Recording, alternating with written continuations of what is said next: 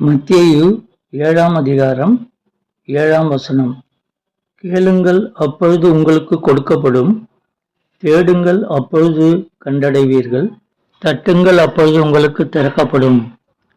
நம்முடைய ஆண்டவரும் இரட்சகருமாகிய இயேசு கிறிஸ்து இவ்வுலகில் வாழ்ந்தபோது மலையின் மேல் ஏறி உட்கார்ந்து தன் எதிரே அமர்ந்துள்ள மக்களுக்கு உபதேசம் பண்ணினார்.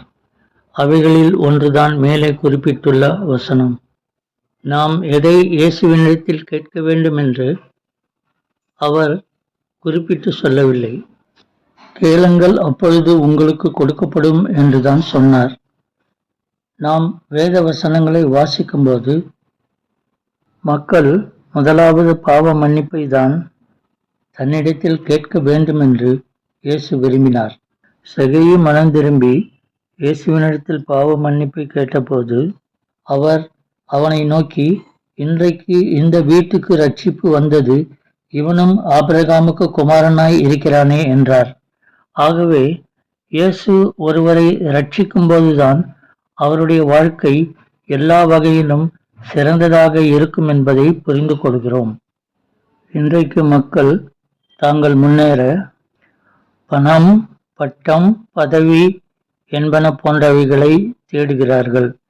இயேசு நமக்கு சொல்லுகிற அறிவுரை என்னவென்றால், நாம் சமாதானத்தை தேட வேண்டும் என்று சொல்லுகிறார். சமாதானத்தை தேடி அதை தொடர்ந்து கொள் என்பதை சங்கீதம் 34ஆம் அதிகாரம் 14ஆம் வசனத்தில் காணலாம். தட்டுங்கள் என்பதற்கு விழித்திருந்து ஜெபம் பண்ணுங்கள் என்பதை நாம் தெரிந்து கொள்ளலாம். 77ஆம் சங்கீதம் 1ஆம் வசனம். நான் தேவனை நோக்கி என் சத்தத்தை உயர்த்தி கெஞ்சினேன். என் சத்தத்தை தேவனிடத்தில் உயர்த்தினேன். அவர் எனக்கு செவி கொடுத்தார். இன்றே இயேசுவின் வார்த்தைக்கு செவி கொடுங்கள். அவர் உங்களை ஏற்ற காலத்தில் உயர்த்தி ஆசீர்வதிப்பார். ஜெபம். இயேசுவே, உம்முடைய உபதேசத்தை நான் கைக்கொள்ளுவேன். என்னை ஆசீர்வதியும். ஆமென். Thanks for watching. Like, share, subscribe.